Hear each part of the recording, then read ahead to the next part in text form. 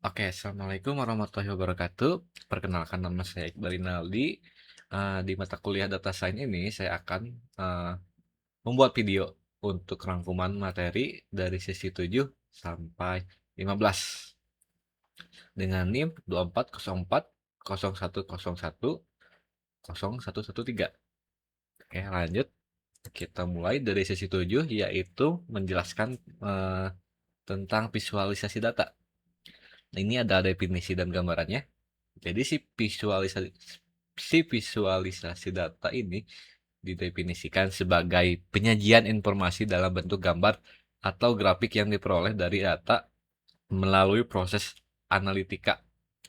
Nah, di sini sudah ada gambar, maksudnya eh, grafiknya, grafik histogram, lalu ada density plot,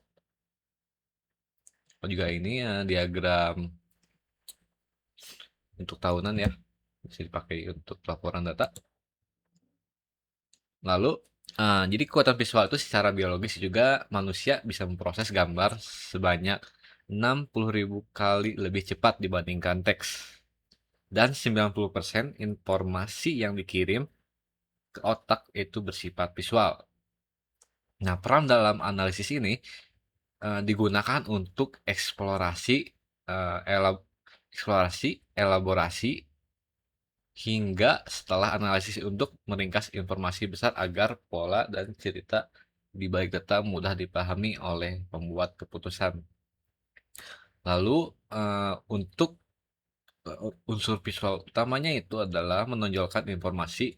Jadi kita itu menggunakan elemen seperti posisi, simbol, garis, dan warna untuk membuat sebuah diagram atau visualisasi data. Oke, lanjut. Ini menjelaskan sesi 9 sampai 10 mengenai manajemen data.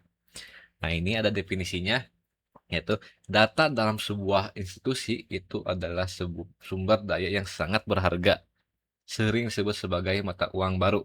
Manajemen data adalah proses merencanakan, mengolah, menyimpan, mengatur, dan memelihara pusat data tersebut. Jadi ini adalah proses intinya, yaitu meliputi perancangan-rancangan pengolahan, yaitu editing, coding, dan entry, penyimpanan, pengaturan, dan pemeliharaan berkala. Nah, ini ada masalah umumnya juga ya, yaitu sering terjadi masalah seperti struktur data tidak standar, format tidak konsisten, duplikat, format tidak konsisten, duplikat, entry data manual yang rentannya terus banyak salah dan butuh juga otomatisasi. Lalu data itu tersimpan di sumber yang berbeda, hingga kesulitan mencari data dalam volume besar. Lanjut. Nah, ini juga ada teknik pengaturan data, yaitu ada filtering, agregasi, dan merging. Nah, ini filtering itu memilih sebagian kecil data subset untuk dianalisis sementara tanpa menghapus data asli. Lalu agregasi itu adalah membuat tabel ringkasan dengan mengelompokkan data berdasarkan peubah tertentu. Nah, misal rata-rata nilai per fakultas itu yang menggunakan alat seperti pivot table di Excel. Lalu ada merging juga, itu menggabungkan file data yang terpisah, baik menambah baris, kasus baru, atau menambah kolom, menggunakan fungsi seperti VLOOKUP. Lalu ini juga ada anomali database di manajemen data ini. Dan ada 3 risiko yang harus kita hindari melalui normalisasi, yaitu anomali penyisipan, tidak bisa diinput data jika kunci kosong. Lalu ada anomali peremajaan, update tidak merata menyebabkan inkonsistensi, dan anomali penghapusan, itu data penting hilang saat record lain dihapus. Lanjut. Nah, ini ada asosiasi dan korelasi. Yang pertama kita jelaskan untuk scatter plotnya dulu, yaitu adalah grafik yang menggunakan titik-titik untuk mewakili nilai dari dua peubah numerik yang berbeda. Nah, ini digunakan sebagai langkah awal untuk melihat secara visual bagaimana hubungan atau pola yang terbentuk antara dua peubah tersebut. Nah, itu contohnya melihat apakah pengeluaran iklan yang semakin besar berbanding lurus dengan penerimaan penjualan yang juga semakin besar. Nah, ini ada korelasi Pearson, yaitu suatu ukuran statistik yang digunakan untuk mengukur kekuatan dan arah hubungan linear antara dua peubah numerik. Lanjut. Nah, ini ada tabel kontingensi juga, yaitu daftar data hasil pengamatan dari setiap kombinasi nilai data kategorik. Nah, ini merupakan cara untuk melihat hubungan antara dua peubah kategorik. Nah, ini biasanya skala normal.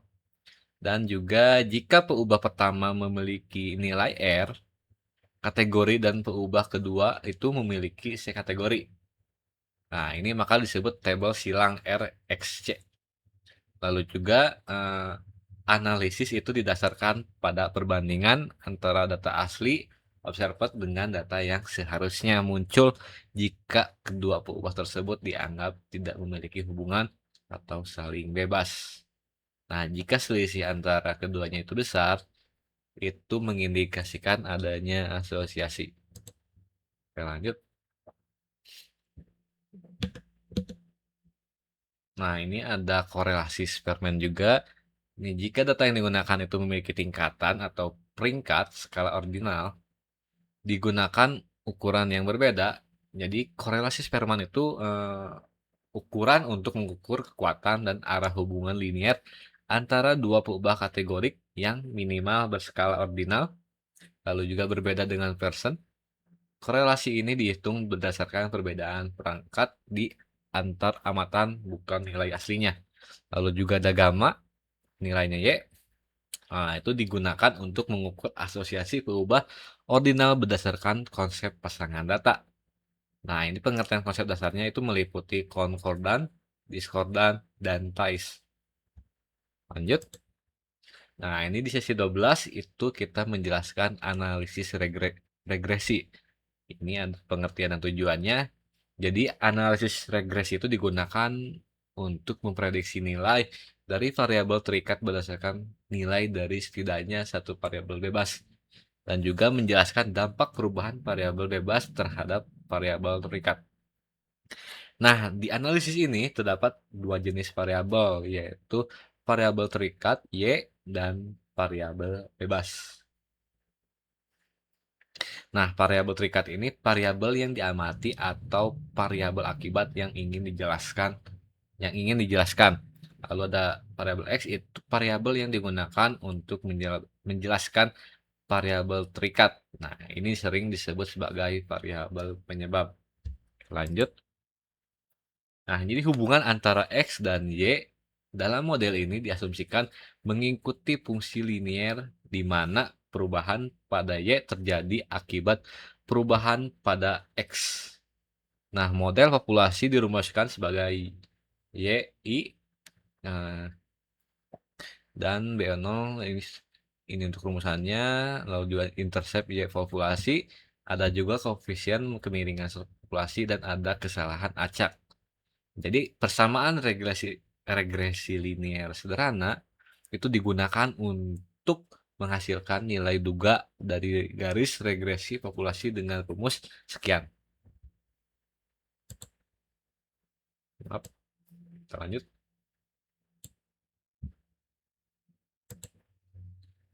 Nah, ini untuk rumusannya. Jadi nilai sebenarnya dari Y pada X ini. Lalu ada nilai prediksi dari Y pada X dan intercept. Ini ada nilai interceptnya.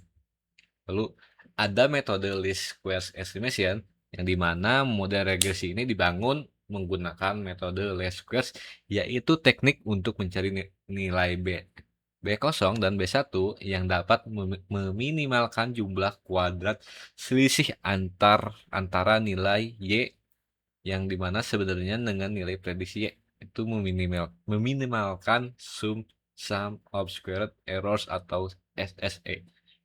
Nah, garis regresi yang dihasilkan melalui metode ini akan selalu melewati titik rata X dan Y. Nah, klasifikasi adalah, maaf, kita mulai di sesi 13 ini itu adalah klasifikasi. Dan ini pengertiannya, yaitu jadi klasifikasi ini itu adalah proses untuk menemukan sebuah model atau fungsi yang dapat menjelaskan atau membedakan konsep serta kelas data. Jadi tujuan utamanya itu adalah agar kita bisa memperkirakan kelas dari suatu objek baru yang labelnya belum diketahui. Nah, model itu yang dihasilkan bisa berbentuk aturan, jika, maka, if, then, rules. Lalu ada pohon keputusan, decision tree. Dan terakhir itu adalah formula matematis atau neural network. Lanjut. Nah, ini ada fase klasifikasinya juga ya. Jadi si proses ini tuh biasanya dibagi menjadi dua tahapan utama, yaitu ada fase training dan phase testing.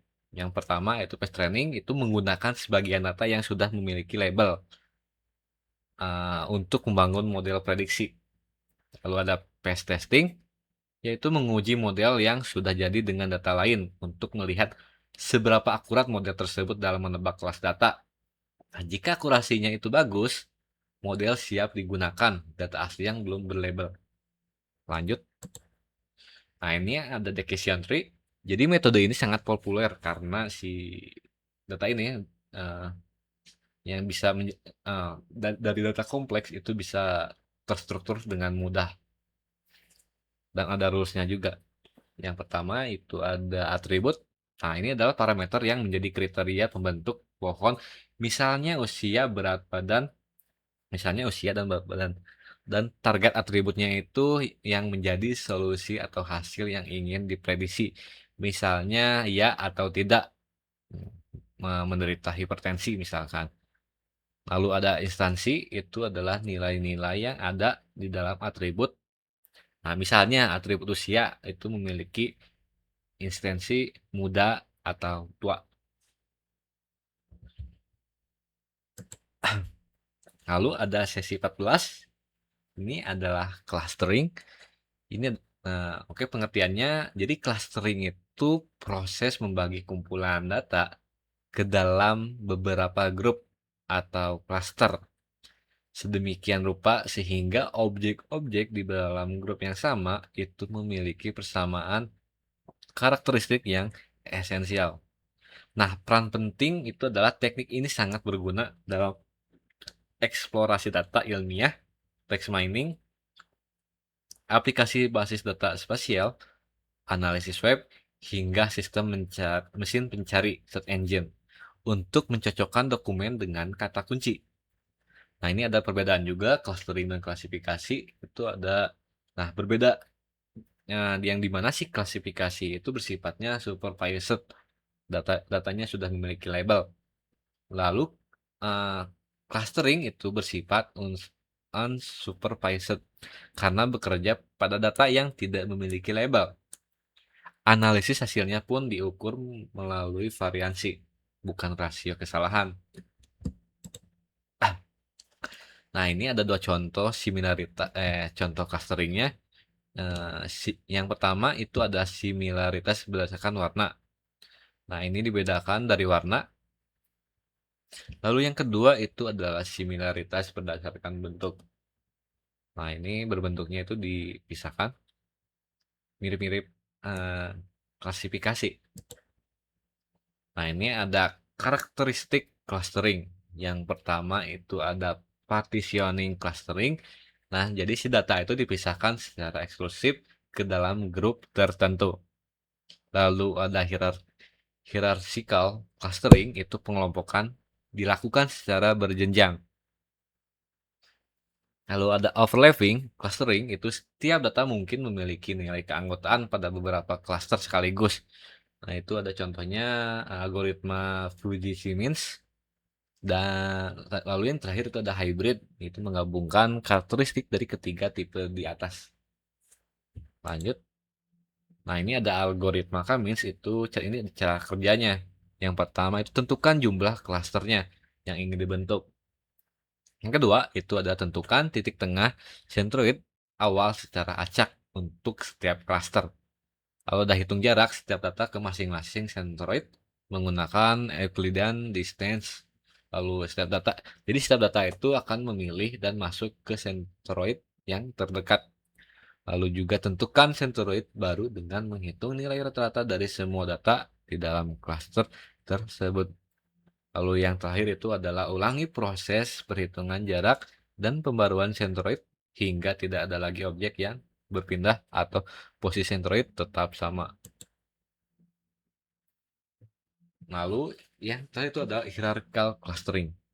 Nah, di metode ini data yang sudah masuk ke klaster tertentu pada suatu tahapan tidak dapat berpindah ke klaster lain. Terdapat dua arah hierarki, yaitu ada divisif dan agglomeratif. Lanjut.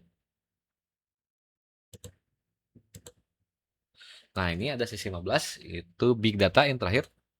Jadi big data itu istilahnya kumpulan data yang sangat besar dan kompleks, jadi sehingga tidak dapat dikelola, disimpan maupun dianalisis dengan perangkat lunak atau alat pemrograman database konvensional seperti MySQL atau RDMS.